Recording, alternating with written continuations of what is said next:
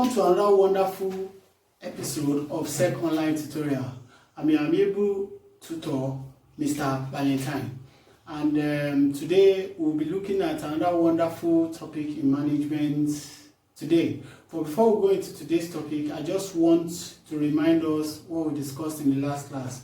Last class we started with the topic leadership. We saw what leadership is, and we're trying to differentiate between a leader and a manager. So today we are going to be looking at qualities of what an effective leader. Now, like I told you the last time, that a leader is that individual that motivates his followers, that influence his followers in a positive way in order for his followers to help him achieve his or her goal. Now that is a leader.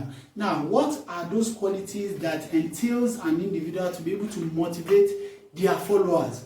What are those characteristics? What are those features? Now today, those are the features that we will be exploring. Now I have itemized them here.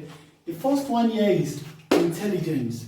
Now the truth is, a leader generally needs to be practically intelligent in all ways, in the sense that, you see, as a leader, he needs his intuition, he needs his creativity, not just to be able to achieve his goals, but to be able to motivate his followers effectively. So therefore, it only takes an intelligent person to actually be able to study and understand how the followers are feeling, or what the follower needs to get to be motivated, and also has the knowledge or has the intelligence to actually know what to do to actually motivate them and influence them positively. So it takes a very high level of reasoning, which cannot be accomplished without intelligence. So a leader must be very, very intelligent. Now, number two is emotionally balanced. Now, what do we mean emotionally balanced? Now, you see, a leader is somebody that must be emotionally balanced. In what sense?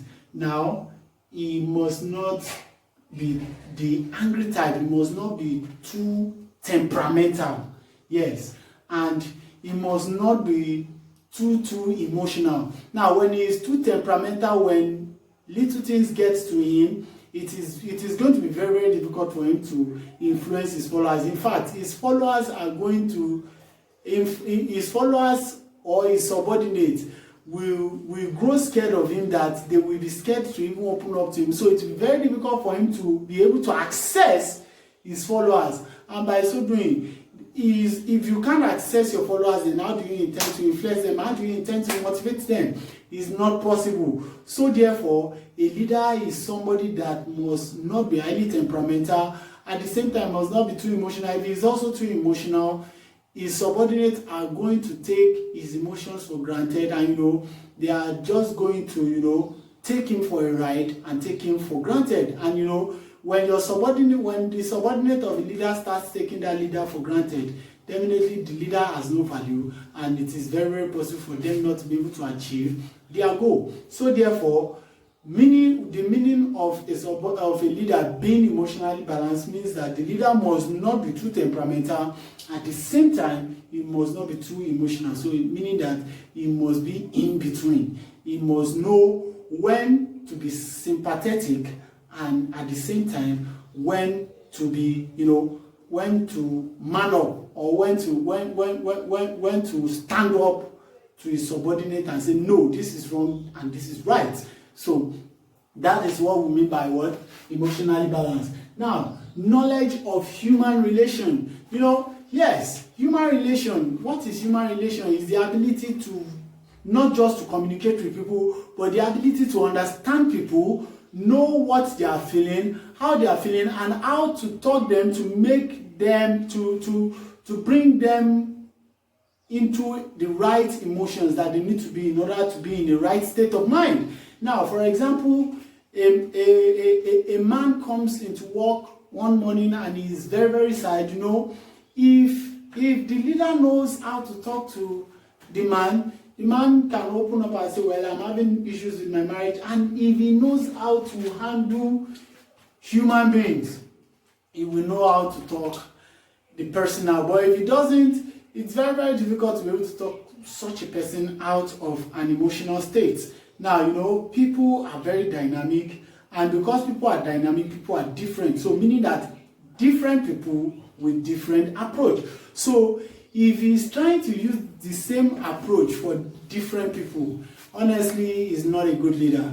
He must be dynamic in his relationship with people. That's what we mean by knowledge of human relationship. He must be very, very dynamic, because human being as a whole, we are dynamic. Mr. A is different from Mr. B, Mr. B, and so on and so forth. And because we are different, the way of handling each other must be different. So a leader, a good leader, must have this knowledge of how to handle humans, and that's what we mean by knowledge of human relation. Now, energetic. Now, the leader, it simply means the leader must be up and doing. He must be an example of what he is preaching. If he is preaching punctuality, it just simply means that he must be at work even before his subordinate to lead by example.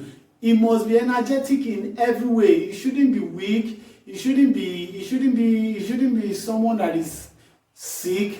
But energetic in what sense? Very active. He is hyperactive. Whatever he is doing, whatever he is telling his subordinate to do, he is the first person to do it, giving them that energy. Because if he doesn't have the energy, then the subordinate will have no source of energy themselves. But when the manager is giving his subordinates target, and the manager himself is meeting his target before, or the leader is meeting his target before his subordinate, the leaders are like, wow, the boss himself that is not even supposed to be meeting target with us is getting his target. They themselves, they are inspired by his level of his level of energy.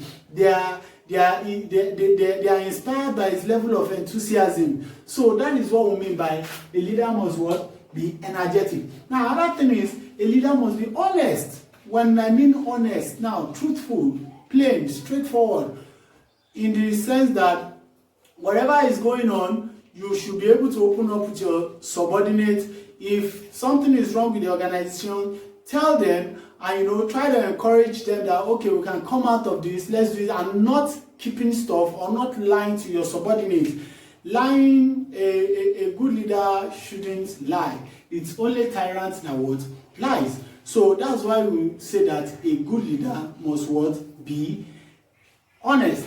Another characteristics is boldness. You must be bold, meaning that anything that you are saying, you must be bold, you must be confident of what you are saying, and you shouldn't be shy. A leader is like a public figure, a public speaker. Everybody looks up to him or her. And if you're the shy type, nobody would give you a listening ear, nobody would want to listen to you, nobody would want to even give you audience. But when you are bold, people know that, okay, someone that could be this bold has something to offer. So every leader must what?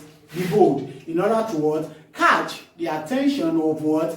His or her follower. The next one is what? Integrity. Integrity. What does integrity simply mean? People used to mistake integrity for honesty. Honesty is just simply means being truthful in all your ways. Now, integrity simply means saying something and actually taking responsibility of that thing. For example, you say like, okay, every worker, including myself, must get to work 8 a.m. every morning. Now, your subordinates are getting to work 8 a.m. You are not getting to work 8 a.m. Now, instead of you to apologize to your subordinate and say, I'm sorry for coming late, this is the reason I came late, you are not like, I'm the leader, nobody can question me. I'm the king. You are not someone, they are not a man of integrity. Now, integrity simply means taking responsibility of your word, whatever decision you make, you stand by it. If it comes out good, fine. If it also comes out bad, you also take the responsibility of the outcome of every decision and every action you take. That is what integrity means. So a leader must be able to take responsibility of their actions, their decision, and their word, and not trying to shift blame from themselves to their subordinate. That is what they call integrity. Now, self-confidence. What is self-confidence? Self-confidence just simply means the leader should believe in himself. Now, if he does not believe in himself, it will be very impossible for him to instill belief in his followers. It will be very difficult for him to make his followers believe in him. It is only someone that believes in him or herself that can make his or her follower to believe in them. It's like they say, you cannot give what you don't have. If you don't have confidence in yourself, how can you make someone to have confidence in you? It's not possible. So a leader, a very good leader, must be very, very confident in themselves. Now, you see, without at least, it's not, you might be asking yourself, is it necessary that a good leader has all these qualities? It's not necessary, but majorly the most important ones there that are very, very important are: number one, you must be emotionally balanced, you must have knowledge of human relationship, you must be honest, you must have integrity, you must be self-confident. Now, you see, something like boldness, intelligence, energetic, it depends on your area of leadership. It depends, but majorly it will be very nice if, as a leader, you have all this quality. It will be very, very nice, but it's not necessary. But at least out of 1, 2, 3, 4, 5, 8 qualities that we mentioned here, for someone to be declared a good leader, he must have at least 5 of these qualities. So if someone tells you, I'm a leader, you should be able to access them and check, do they possess at least 5 of these qualities? And when they possess at least 5 of these qualities, you can actually say of a true, this person is a true leader. I hope you've learned from this lesson the qualities that makes a true leader, and it should be able to actually help you decipher who a true leader is and who is not a true leader. And you know the opposite of a leader is a tyrant. So with that, we have come to the end of today's lecture on qualities of an effective leader. Please don't forget to like our page and subscribe. See you.